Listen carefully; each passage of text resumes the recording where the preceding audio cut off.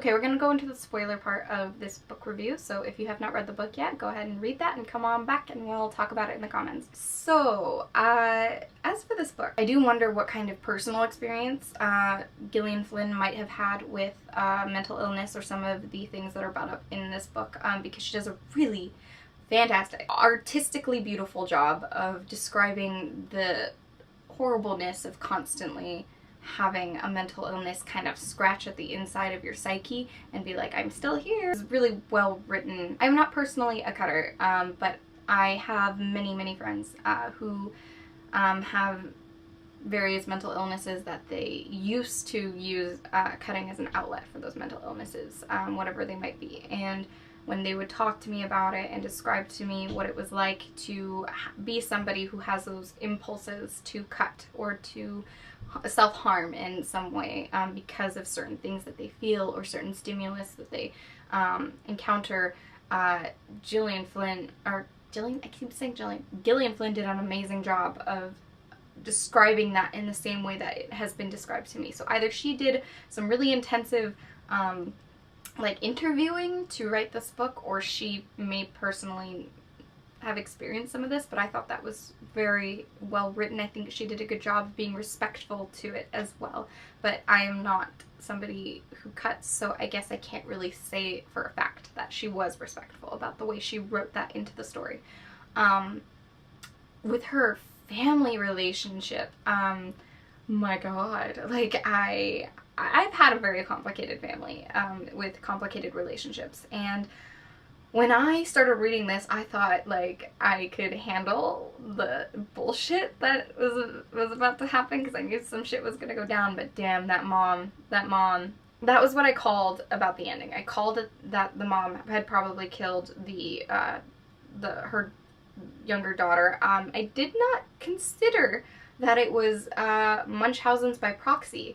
I didn't even know about Munchausen's by proxy. I knew about Munchausen's because my sister's an EMT, so I, growing up, got to learn about all the fun little diseases and things like that of the mind, of the body, and all of that. So I knew about Munchausen's, but I did not know about Munchausen's by proxy, and it is definitely a real thing. It makes a lot of sense, but I thought it was probably more out of jealousy than anything, but it makes a lot of sense that it'd be Munchausen's by proxy, and I think that it's really cool that she used that in a story, especially a mystery.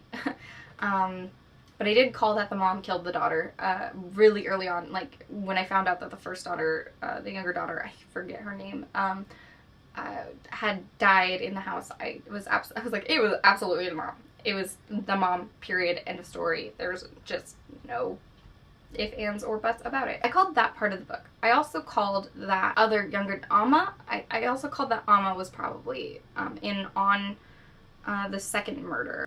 So I did call that she was in on at least one of the murders. The thing that I didn't call, that I absolutely did not see coming, was the dollhouse with the teeth. That made a lot of sense, because the whole book I was like, what is with the teeth? Why would the murderer take the teeth? Like, it's common for serial killers to want a memento from each killing, so they will take a lock of hair, or they will take something, so teeth makes sense. But I wasn't sure where they were going or what was being done with them, and after we confirmed that the mom was the killer of the daughter, I was like, well, what is the mom using the teeth for? But she didn't take her daughter's teeth, so I was very confused about that. So then at the end, when we learn about what the actual purpose of taking the teeth was, then I was like, oh, that makes a whole lot of sense. And I thought that was perfect. I thought it was the perfect use of the teeth in the storytelling, because it was kind of put out there with the mom being like, oh, these coveted like marble floors or whatever, or ivory floors, and then the daughter wanting to recreate the house perfectly. She would need actual ivory, so that makes so much sense, and I thought that was actually kind of a beautiful way to incorporate that into the book. I thought everybody got the ending they deserved, and I was very happy about that. But oh my god, some of the scenes were just so hard to read, especially the scene where Amma and Camille get high and drunk together. That whole thing, I was like, oh, like, like, stop hurting each other.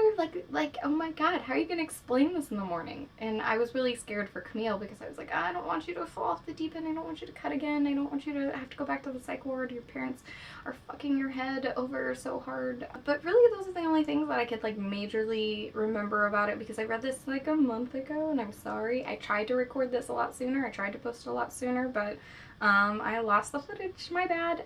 But if you do want to see that book look that I did for this, it is on my Instagram, which I will post in the description below. But otherwise, it's really all I have to say about this book. But I would like to talk to you guys about it. I do remember enough about it to discuss it, so please discuss in the comments. Did you love this book? Did you hate this book? Did you generally enjoy it? Did you like parts but not like parts? If you have experience with the concept of cutting, as far as having a friend, or maybe you personally, could you tell me if she did this in a way that is respectful to the actual act itself? Because I would really like to know that, because I can't speak for the community that this affects. I will definitely see you guys later with another book review very soon, because I'm recording like 5 today, so yay!